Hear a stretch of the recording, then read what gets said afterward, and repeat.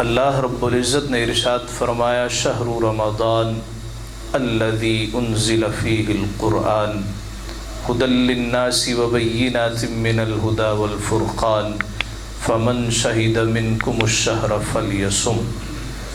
ماہ رمضان کے اس میں اتارا گیا قرآن جس میں ہدایت کا ہے سامان، وبینات من الھدی والفرقان، یہ لوگوں کے درمیان فرق کرتا ہے، یہ واضح نشانیاں ہیں اور فرق کرنے والا ہے۔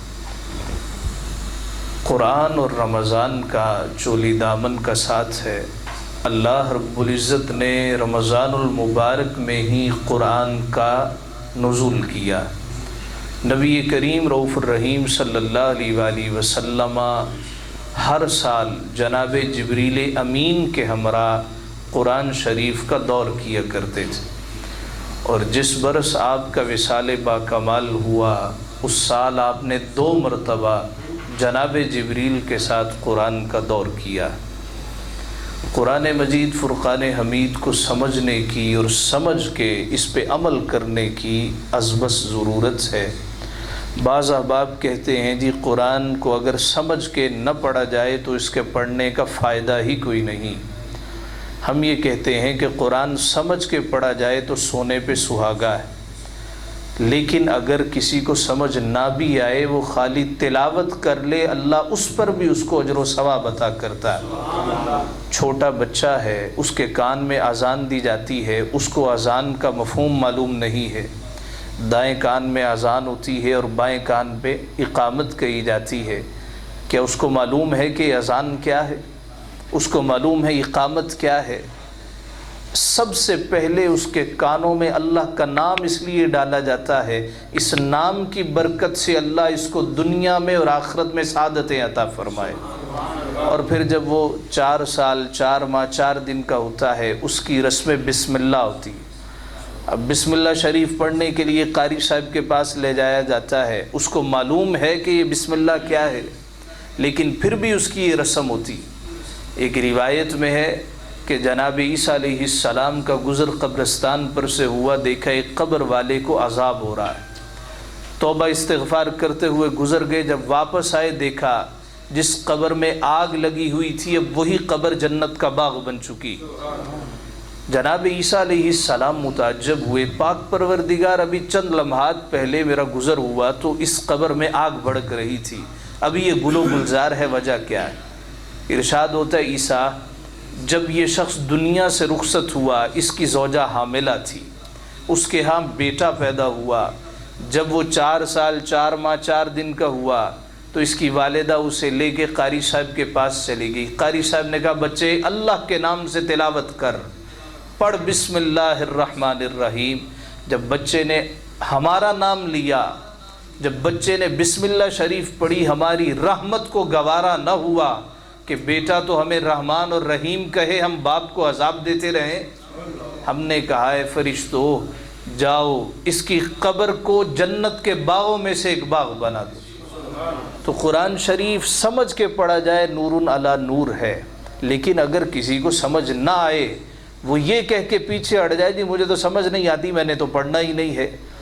سنن الترمذی کی حدیث پاک ہے، نبی پاک صلی اللہ علیہ وآلہ وسلم نے ارشاد فرمایا من قرأ حرفا من کتاب اللہ فلہ حسنہ والحسنۃ بعشر امثالها لا اقول الف لام میم حرف ولكن الف حرف ولام حرف ومیم حرف۔ سرکار دو عالم صلی اللہ علیہ وآلہ وسلم نے ارشاد فرمایا جو شخص قرآن کے ایک حرف کی تلاوت کرے گا اللہ اس کو اسی کے مثل ثواب عطا کرے گا، اور ایک ثواب یہ 10 گنا ثواب کے برابر ہے۔ حضور نے فرمایا میں یہ نہیں کہتا الف لام میم یہ ایک حرف ہے، بلکہ الف ایک حرف ہے، لام دوسرا حرف ہے، میم تیسرا حرف ہے۔ گویا جو الف لام میم تلاوت کرتا ہے اللہ اس کو 30 نیکیوں کا ثواب عطا کرتا ہے۔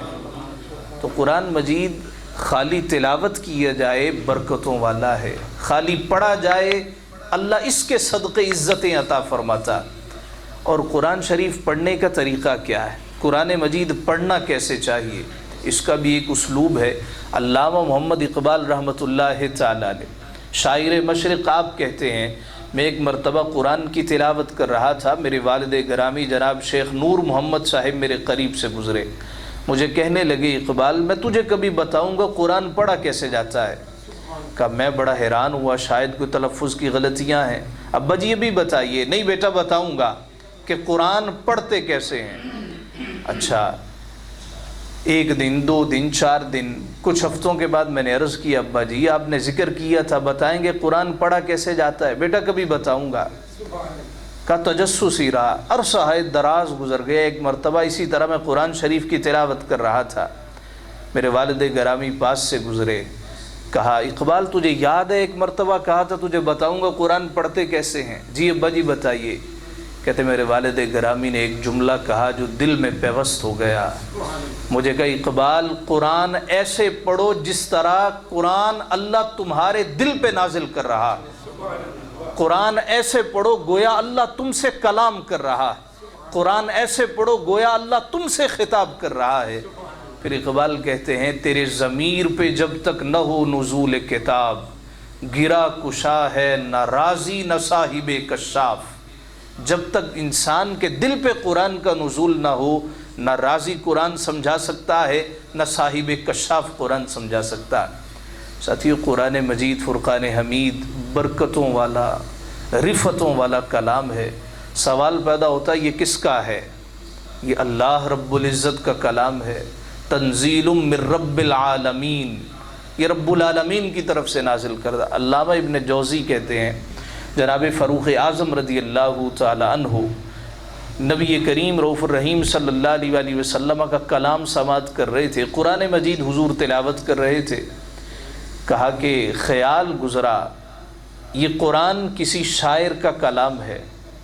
نبی پاک صلی اللہ علیہ وآلہ وسلم نے فوراً آیت کریمہ تلاوت کی، وما هو بقول شاعر قلیلا ما تؤمنون، یہ کسی شاعر کا قول نہیں ہے، بہت کم ہے جو ایمان لانے والے۔ جناب فاروق حیران ششدر رہ گئے، خیال تھا زبان پہ نہیں آیا، کسی کو بتایا نہیں ہے، یہ نبی کو بتا کون دیتا؟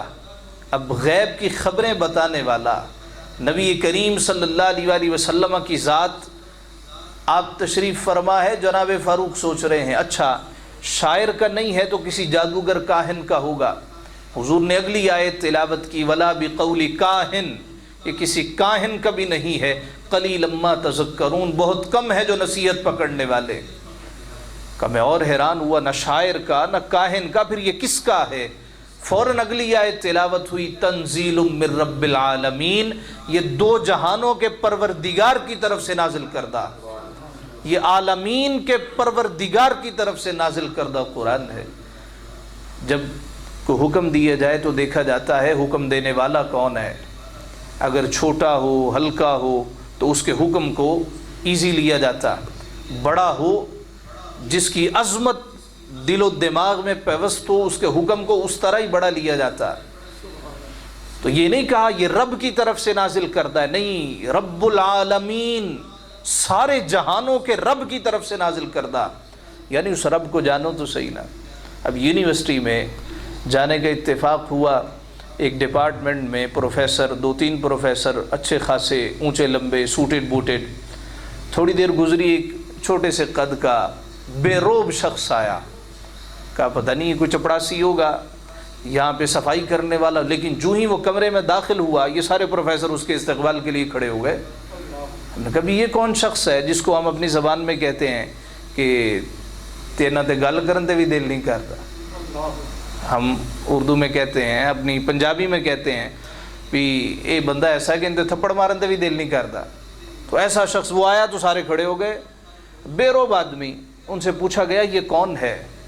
کہنے لگے یہ ہمارے چیئرمین صاحب ہیں۔ تو جب تک باہر سے آنے والے کو پتہ نہ تھا، اس کے دل میں عظمت نہ تھی، اس کے دل میں اس کی قدر و قیمت نہ تھی، لیکن جب پتہ چل گیا اب اس کی قدر ہونے لگی۔ اب اس کے لیے جو باہر سے اجنبی آیا تھا وہ بھی کھڑا ہو گیا۔ فرمایا پہلے جانو یہ کس کی طرف سے آیا ہے، یہ رب العالمین کی طرف سے نازل کردہ کلام ہے، اس کو معمولی نہ سمجھ لینا، یہ ہلکا نہیں ہے، یہ عظمتوں والا کلام ہے۔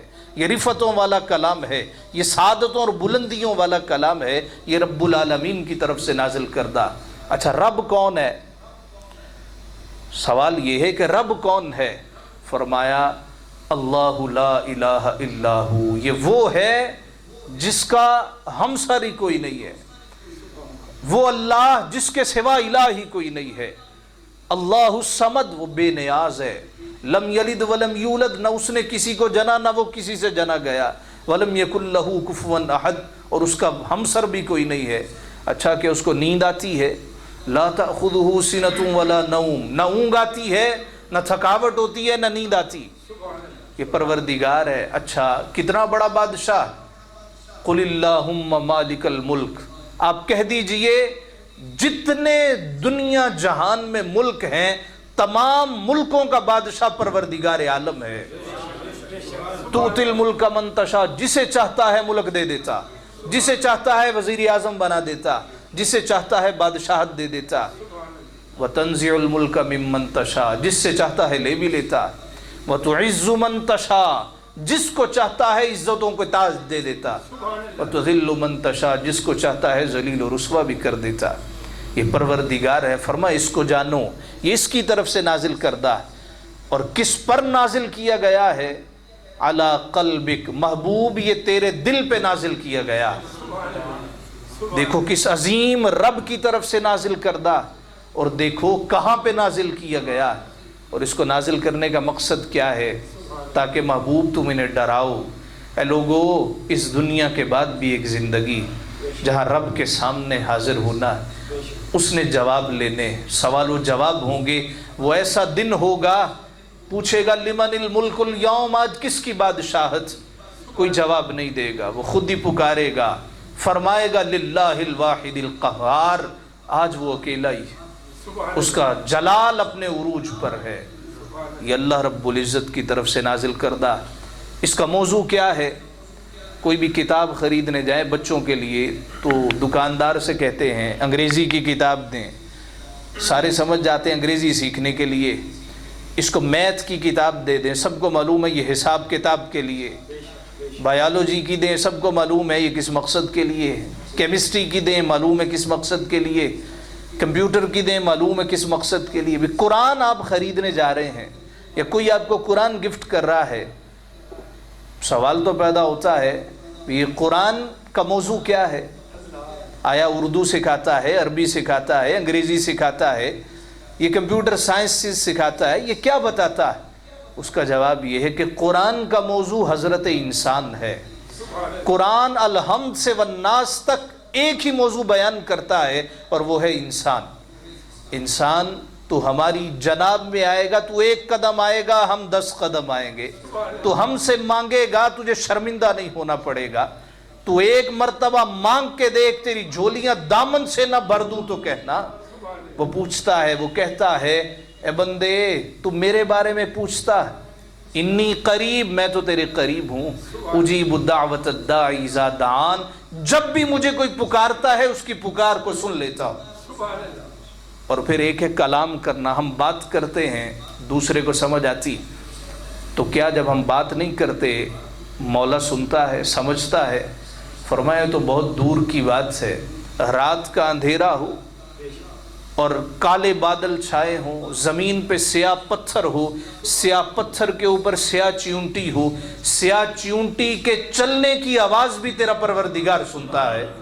جب وہ یہ بھی سنتا ہے، وہ تیرے حاشیے خیال میں آنے والے ہر خیال سے واقف ہے۔